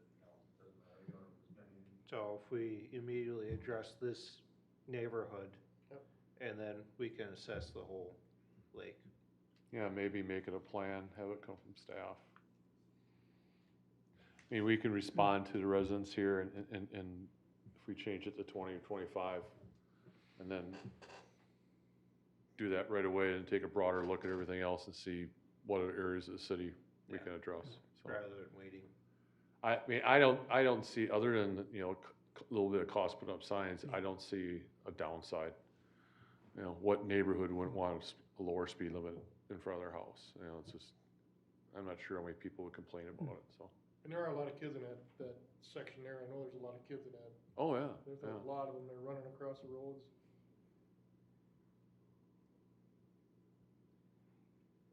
So we need to bring us back to council to change the limit, or you want just consensus from us? I think it should be good. They're requesting council to do something, so. Yeah, I think it'd be good just to put it on the next agenda, just to get it approved, officially approved, and we'll Good stick, with that? we'll stick it on the agenda for next Monday. Can I just ask how many signs you plan on, you're gonna do Vickers, I would say we'd Breezy need Point, and then what, 3 or 4 down, 10 signs total, 10 signs, okay, well, that's fine. be 5 Then you'll on, just figure out where you wanna, 5 on where you each wanna put 'em. side, starting at Breezy Point all the way down to Okay. the cul-de-sac. And we're good with 20? That's fine. Yep. That's what we're looking at? Sure. Okay. Be interesting to see if it makes a difference. What's that? It'll be interesting to see if it makes a difference. If people still complain. Okay. So we bring that to council. On to the next item. Ordinance discussion, storage containers. Councilperson Suzanne Urkel requested that City Council review City Code Appendix A zoning, Section 14, accessory storage containers, and discuss possible revisions to this section of our ordinances. This item relates to our current enforcement efforts on the removal of a storage container as a result of an administrative hearing denial by City Council for 23408 Davenport Street on December 5th, 2018, for violation of Appendix A zoning, Section 10-4, which prohibits accessory storage containers as defined in Appendix A zoning, Section 19, and Appendix A zoning, Section 14-4, which limits the number of accessory structures for lot sizes less than 1.25 acres to one structure. Staff is seeking direction as to proceeding on this matter. Okay, I don't really understand why why we even have, this ordinance and why we're being so, nitpicky. We have dozens of people in the city that have these, containers in their yards. I see them all the time. Some of them, there was one on Okinawa Street that, had been removed. It didn't even look bad. It was sitting right next to their garage. It looked like it was part of their house, the one on Okinawa Street that got removed. So, and I can understand why they wouldn't be in Viking Preserve or Whispering Aspens or some of those more condensed communities. But out here if people have more than an acre, I don't see why we can't let them have it if they need it. Now, this couple on Davenport Street, they're disabled. The husband had a stroke. The wife wears braces on her hands, and so they can't climb up in rafters anymore to store stuff. They don't have the space where they can barely go up and down steps. And I know there's other people, some people have said they've had them for a couple of years, and I asked Jack if the city was being sued. He said no. They said yes, we are suing. So I don't know what the deal is between those people, but I think we're spending too much effort on something that's not that important. And, you know, I thought, let's just get rid of the ordinance at first, but then I was thinking, well, let's make it, if we want to be in more control, let's make it so that people like have to apply to have one, and the city can make sure it's placed in an inconspicuous spot. So that's just what I have to say. I just think we're wasting too much time and too much manpower on something that isn't that big of a deal. Yeah, I'd rather look at a shed or a storage container versus people's junk all over the yard. Exactly. And especially if a person has an acre or more and it's behind the house.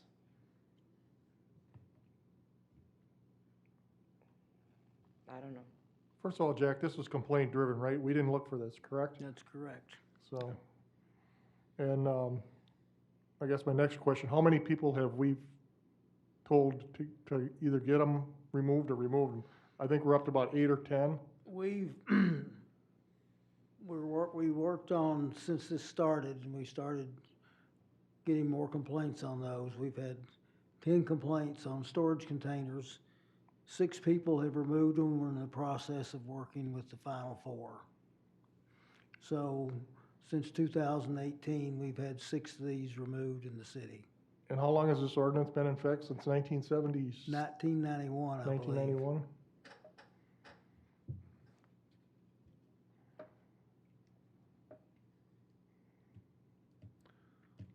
So Suzanne, what's your suggestion?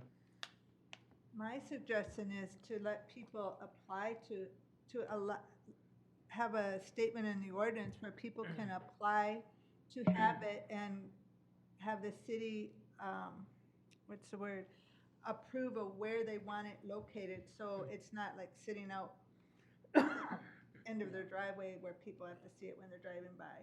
But if it can be back behind the garage or right side by side to the garage, and it blends in with the character of their property, you know, if they have a white house, maybe they paint the container, they have a white container. If they have a tan house, they can have a tan container. If their container is orange, well, paint it to match the color of your house, or, you know, blend in. You know these are industrial containers, right? Yes, I know. In a residential neighborhood. But they're convenient, they don't leak 99% of the time, they keep the stuff dry. That might not be true. Well, you know, and they build housing out of these things, I understand, and, you know, there's a surplus of them, and they're getting cheaper because there's a surplus of them, that's why people are doing it. It's easy to use for storage, there's no doubt. And they look better than those plastic round tarp garage. Which aren't permitted either. But Those aren't permitted either. And I see the containers. But people need places to store stuff, you know, and especially the older people, they can't be climbing up in the rafters to put their summer stuff or their Christmas stuff. One other thing, let me mention about this particular property right here, 23408 Davenport. Another part of our ordinance says, because of their lot size, they can only have one detached accessory structure. So they currently have the garage and they have the storage container. So in some of these cases, to allow them, we'd have to change several parts of the ordinance to make that an approved use. We also have in that ordinance too, where it says that any detached accessory structures must match the principal structure in terms of color, design, and have 2 Architectural, so. Yeah. So there would have to be several changes throughout our ordinances to make these things compliant. And it has to have a roof, right? It can't be a flat roof. Well, Structurally, it's probably could. Yeah, structurally it wouldn't be any issue, but it does have to have 2, it says 2 architectural details.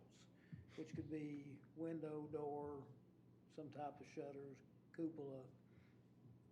Well, that's why I'm saying, if they placed it like behind their garage where it looks like it's almost a part of the garage, it doesn't matter, and the ordinance can say something to the effect, this supersedes other ordinances, you know, so you don't have to go back and change a specific ordinance. And again, people have to apply, so they would have to get the city's approval, and they would have to have a good justification, you know, health and wellness, or it's safety, or stuff like that, because I understand this person's need for something where they can't be going up and down stairs or climbing up and down ladders. But they could build a structure. Yeah, in this case, they already have a garage, and they already have a detached garage. I mean, they could expand their garage if they need more space. If they need more space, or the city apparently likes to approve storage places, so there's plenty of storage places they could rent in the city. And they are seniors on a fixed income. No, they can't. We don't know if they're on a fixed income. Oh, I do, because I Well, spoke then to maybe them. they could sell some stuff that's in their garage, I don't know. But there's other options out there rather than just getting a shipping container. Oh, I'm sure there's other options out there. There's other options for almost every issue that we've came up with, but it doesn't need to be. It's not something that's gonna affect the city, and if the city, if they have approval and the city examines where it's gonna be, it's not gonna reduce property values of their neighbors and stuff like that. It can, Yeah, you can. I don't absolutely want one in can. my neighborhood. No, I wouldn't want one next door I don't want either. one in my neighborhood, I'll tell you that. If it were behind, if nobody could see it, who Oh. would care? How can you can't hide It's everything. behind the That's bar. not I see hidden. it somewhere. Yeah, on this lot, there's trees, the lot next door, there might be no trees. And, in theory, it's a good theory, it's a sound theory that the city says, place it right there, it's out of the way. But then the resident can have conflict with the city that says, well, I don't want it there. I want it over here, it fits better over here, why can't I have it over here? It's just a little change over here. Or there's so many, it's very hard to control, or if you can only have them if you have special conditions. Well, what conditions are they per se? And, well, my neighbor has this condition, but I have this condition, why can't I have it and they don't? Or there's just I can see a lot of argument that can come from it. They're not rules that can be set in stone. Like, you can set a size of, you have a 2-acre lot, you can build a building this big. That's something that they can control with so many 10-foot setbacks from the side yards. But otherwise, you pick where you want it in your yard.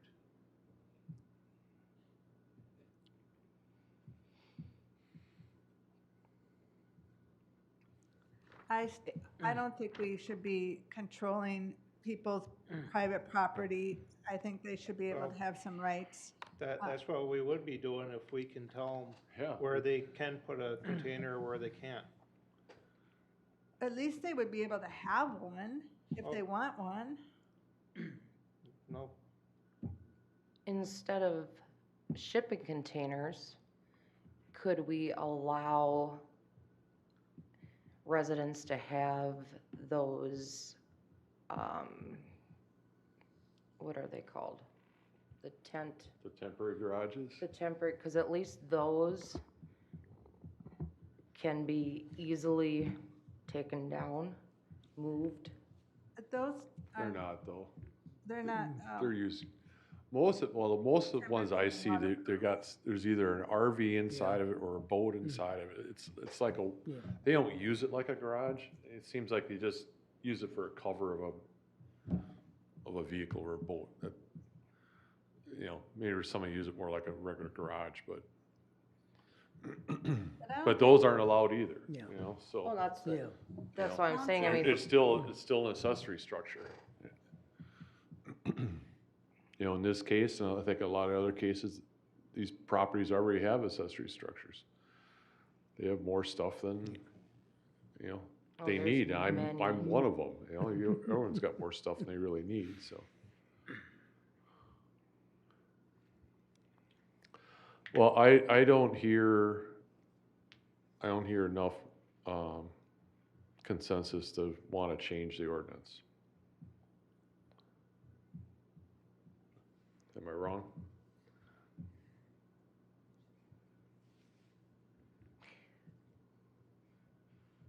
so if a person has, and this is just for my own Discussion, yeah. information. So if a person has a house with an attached garage, and then they have a detached garage, are they allowed to have a shed? Everybody, you can have one shed. The shed is separate in that calculation, but those have to be less than 200 square feet. Does it change on lot size though? In this case, if they had a 200 square foot shed, they would still be under the square footage. They could have two structures based on the square footage allowed. It couldn't exceed a certain square footage, but a shed is not calculated as an accessory structure. Okay.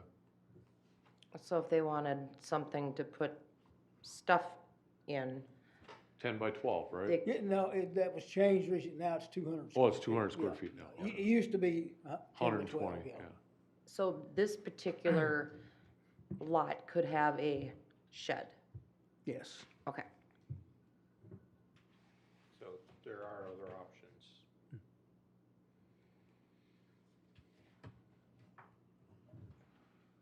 Okay, anything else on this? Okay, on to item 7. Jack. We have two miscellaneous items. One is the street name change. City Council approved Sandhill Parkway as the name for the new service frontage road connection from 186th Avenue to Viking Boulevard. As extensions of this route will eventually connect Briarwood Lane to 221st Avenue, there are two street segments in that alignment that are named and would be subject to a change to Sandhill Parkway. One of these sections, Davenport Aberdeen Street between 205th and 209th Avenue, has only two address parcels, the East Bethel Ice Arena and Soda Storage. Neither of the address lots receives mail delivery at this location. Before any other development occurs in this area, and with the intention of having this alignment be named Sandhill Parkway for its entire length, it would be advisable to consider changing the name of this segment at this time.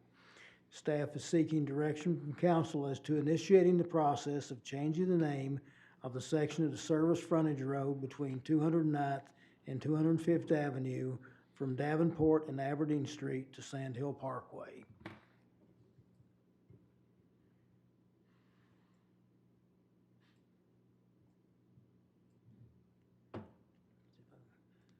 And that would be this section of road right here is shown in the dashed line. It's currently an existing street. This, where's, get out of that.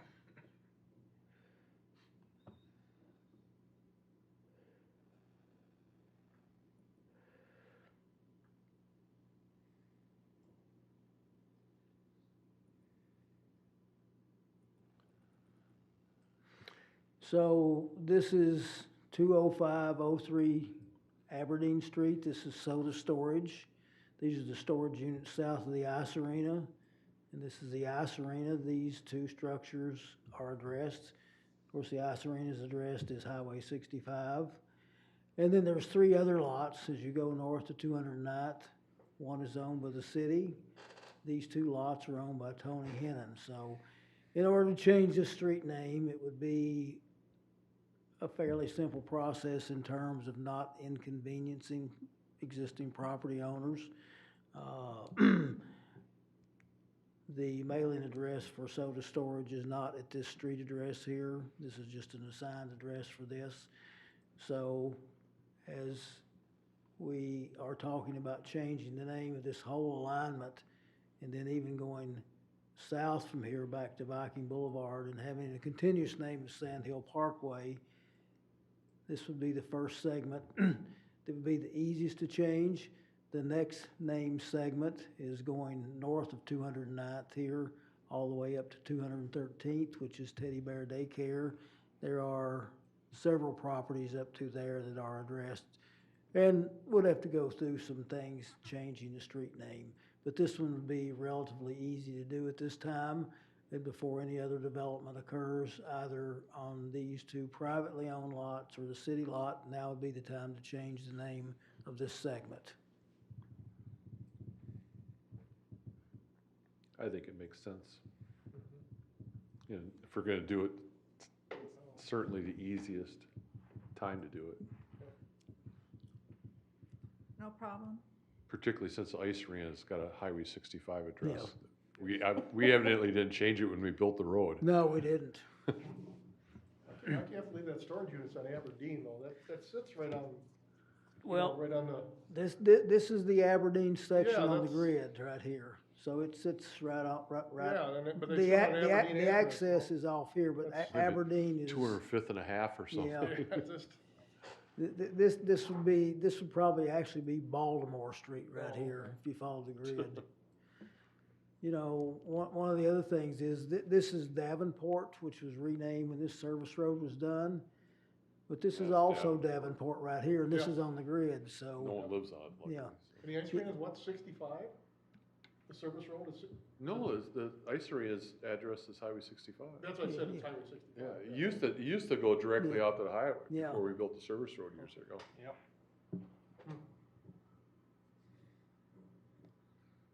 So we all good with that? Yeah. Assuming that's gonna take a council action to make that a will name be, change. we'll have to pass, we might even wanna hold a public hearing on that, especially for the soda storage. I'm in the process of figuring out how the whole thing works, so they'll be notified.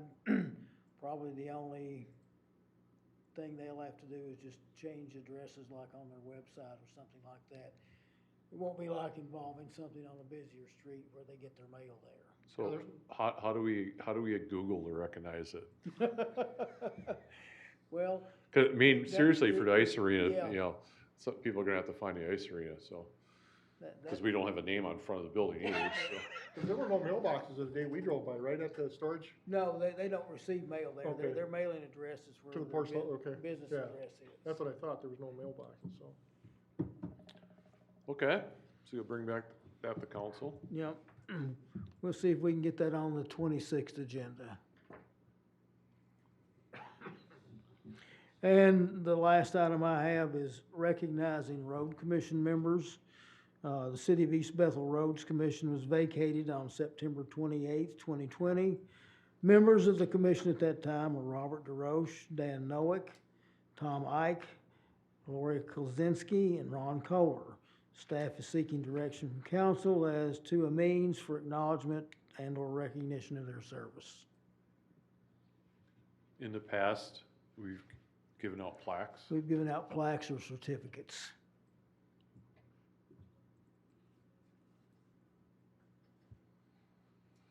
I would think we'd do plaques again, I mean, if we have a retiring Yeah. commission member, we still do that, right? Well, We, except for the last year and a half. yeah, we do. Sometimes people don't want them. We check with them. We've had a couple council members who said they didn't want a plaque, so. Could leave it up to them, offer it to them, and what others think. It's fine. I like plaques. Okay, Okay. And if they don't want it, they can put it in a box and put it away. well, you should ask them first Yeah. before Yeah. we go to the expense of making. Yeah, the I'll plaques. check with them. And do it at one, find one meeting, hopefully Yeah. they can all be at, so. All right, anything else? That's it. Surprisingly, we have 2 minutes left. Anything else by anyone else? Yeah, I want to go back to the storage container for just one comment. When Jack said that you have to change all the ordinances, but people are getting ordinances changed, or not changed, but things done that are against ordinances through the means of variances all of the time. People have garages on single lots, and that's against the ordinance, but they've gotten variances.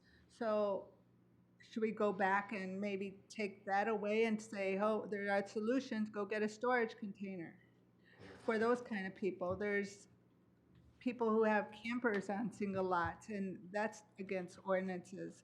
And out by the lake, there's that little camper out on that little area, been there for years. And it's supposed to be against the ordinances, but nobody says anything about the variances. And all these people could do is, everybody could just get a variance for it and let the city do their thing, and you don't even have to change the ordinance. All you have to do is put a statement in there that a variance can be approved. Well, they could apply for variance. I think, this one we had, didn't they apply for a variance? No, they were denied. They said that there's no variances for this ordinance. You can't apply for a variance if it's expressly prohibited, that's not a use. Oh, So the variance isn't an option for them in this case. okay. So they appealed the ruling at the administrative okay, hearing. that's right, yeah. So that's all I've got to say. Okay. I think the council is being wrong and overly controlling, but that's just me. Okay, I'll take a motion to adjourn. Make a motion to adjourn. Is there a second? Second. All in favor, say aye. Aye. Any opposed? Motion passes. Our meeting's adjourned.